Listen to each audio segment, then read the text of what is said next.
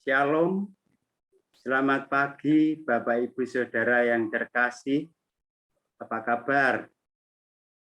Puji syukur untuk kasih Tuhan, pagi ini kita bisa jumpa lagi dalam saat teduh bersama Sektor 5. Untuk mengawali dan menyambut firman Tuhan, marilah kita pujikan Kala ku cari damai.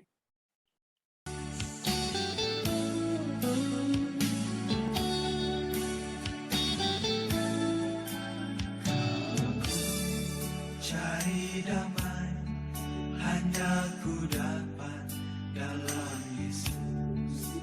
Kalau aku cari ketenangan hanya ku temui di dalam Yesus. Tak satu pun dapat menghiburku, tak seorang pun dapat menolongku. Hanya Yesus jawaban hidupku.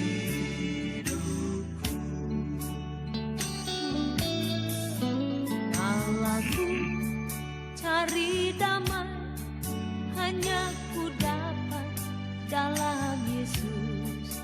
Kalau ku cari ketenangan hanya ku temui di dalam Yesus. Tak satu pun dapat menghiburku, tak seorang pun dapat menolongku. Hanya Yesus jawaban hidupku. Bersama Dia hatiku damai, walau dalam lembah kekelaman. Bersama Dia hatiku tenang, walau hidup penuh tantangan. Tak satu pun dapat menghiburku, tak seorang pun dapat menolongku. Hanya Yesus jawaban hidupku.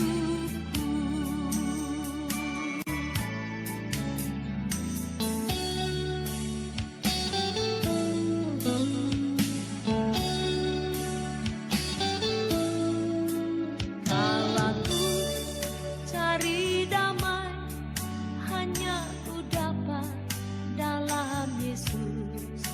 Kalau ku cari ketenangan hanya ku temui di dalam Yesus. Tak satu pun dapat menghiburku, tak seorang pun dapat menolongku. Hanya Yesus jawaban hidupku. Bersama Dia hatiku damai, walau dalam lembah kekelaman. Bersama Dia hatiku tenang, walau hidup penuh tantangan. Tak satu pun dapat menghiburku, tak seorang pun dapat menolongku. Hanya Yesus jawaban hidupku. Hanya Yesus jawaban hidupku.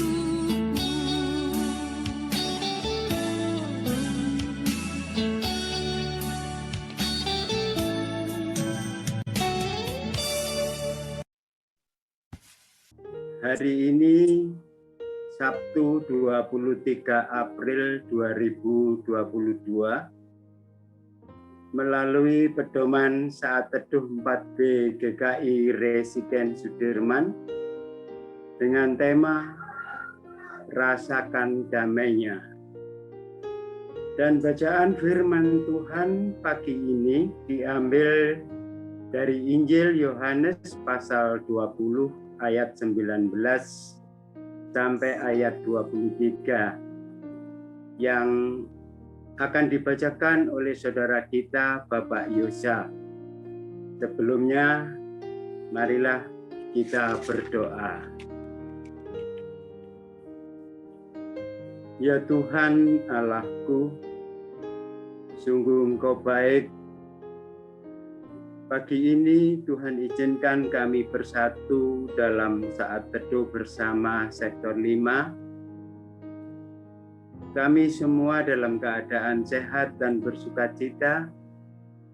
Dan kami percaya Roh Kudus berkuasa atas kami, sehingga kami dapat menerima dan mengerti firman Tuhan yang akan kami baca dan kami renungkan.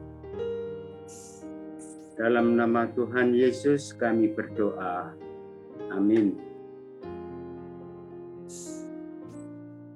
Baik Bapak Ibu, kita akan membaca Yohanes 20 ayat 19 sampai 23.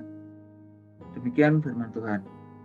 Ketika hari sudah malam pada hari pertama minggu itu, berkumpullah murid-murid Yesus di suatu tempat dengan pintu-pintu yang terkunci karena mereka takut kepada orang-orang Yahudi. Pada waktu itu, datanglah Yesus dan berdiri di tengah-tengah mereka dan berkata, "Damai sejahtera bagi kamu." Dan sesudah berkata demikian, ia menunjukkan tangannya dan lambungnya kepada mereka. Murid-murid itu bersukacita ketika mereka melihat Tuhan. Maka kata Yesus sekali lagi, "Damai sejahtera bagi kamu, sama seperti Bapa mengutus aku, demikian juga sekarang aku mengutus kamu." Dan sesudah berkata demikian, ia mengembusi mereka dan berkata, "Terimalah Roh Kudus. Jika kamu mengampuni dosa orang, dosanya diampuni. Dan jika kamu menyatakan dosa orang tetap ada, dosanya tetap ada." Demikian firman Tuhan. Terima kasih Pak Yosa. Bapak Ibu Saudara yang terkasih, Filipi pasal 4 ayat yang ke-7 berkata, "Damai sejahtera Allah yang melampaui segala akal akan memelihara hati dan pikiranmu dalam Kristus Yesus."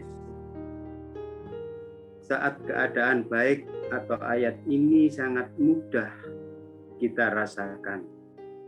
Lalu bagaimana jika dalam keadaan khawatir, takut, susah hati, yang disebabkan oleh keadaan yang tiba-tiba berubah menjadi tidak baik?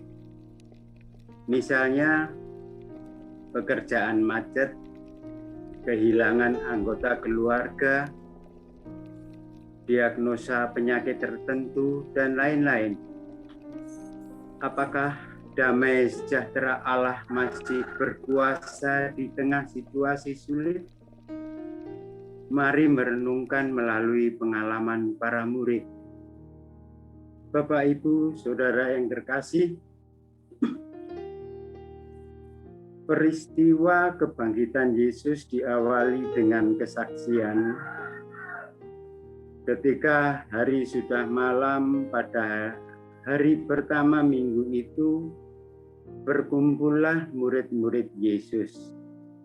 Catatan penting untuk memahami kondisi para murid pasca penyaliban adalah berkumpullah murid-murid Yesus di suatu tempat dengan pintu-pintu yang terkunci karena mereka takut kepada orang-orang Yahudi.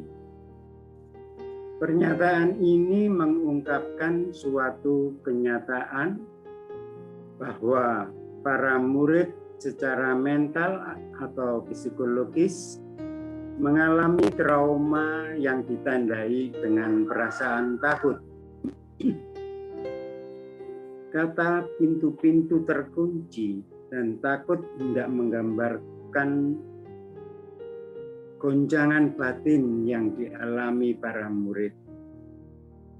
Bapak, Ibu, Saudara yang terkasih, pengalaman trauma tidak terelakkan sebab mereka adalah orang-orang yang menyaksikan secara langsung bagaimana Yesus Sang Mesias itu dianiaya, disalibkan, dan mati secara tragis. kondisi itu diperberat oleh kenyataan oleh para murid begitu mengagumi kuasa dan hikmat yang dimiliki Yesus. Mereka telah melihat Yesus melakukan berbagai perbuatan ajaib. Misalnya, menyembuhkan orang-orang sakit, membangkitkan orang mati, dan menundukkan angin badai. Lalu bagaimana mungkin Dia begitu berkuasa terhadap hidup dan kematian manusia serta alam semesta dapat mengalami kematian yang tragis? Di sisi lain, eksekusi penyaliban yang dilakukan pemerintah sangat mungkin memiliki tujuan untuk menciptakan trauma agar pengikut Kristus tunduk terhadap kekuasaan Romawi. Hal itu menyebabkan para murid kehilangan pegangan hidup.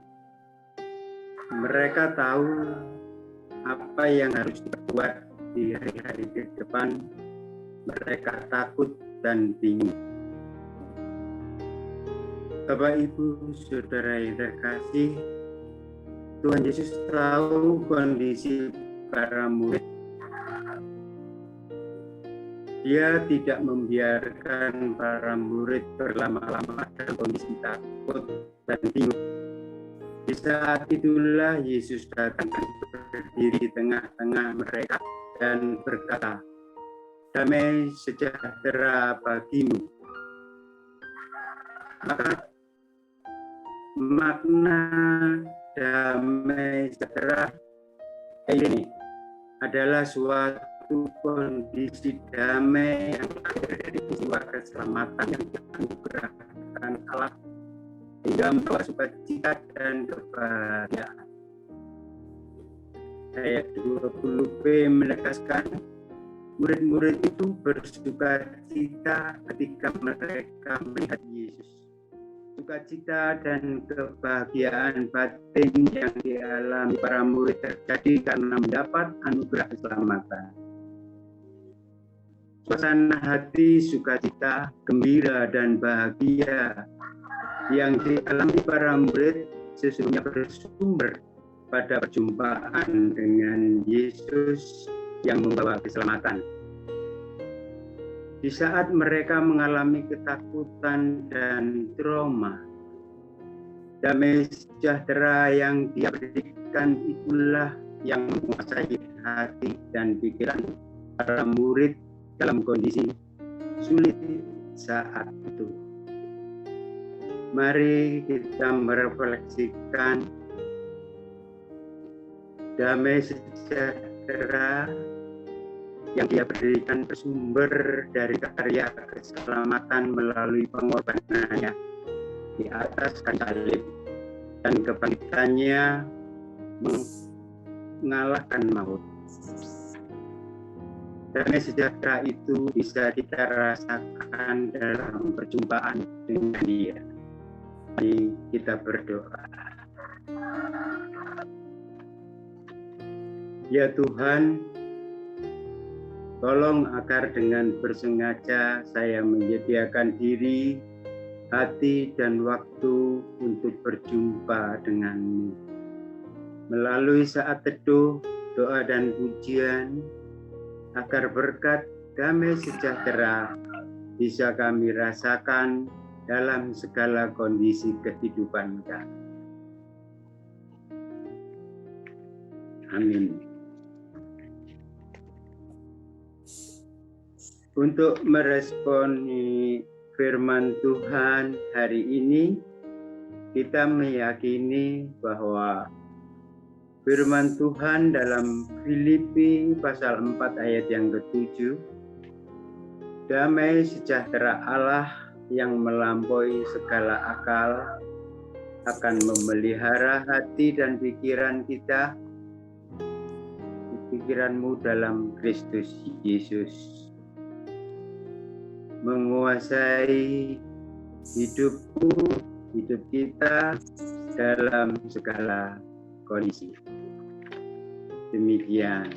Terima kasih Pak Yuyut untuk saat teduh kita pada pagi hari ini, untuk kita tetap merasakan damai sejahtera, penuh sukacita bersama dengan Tuhan Yesus di dalam kehidupan ini. Amin. Terima kasih Pak Yuyut.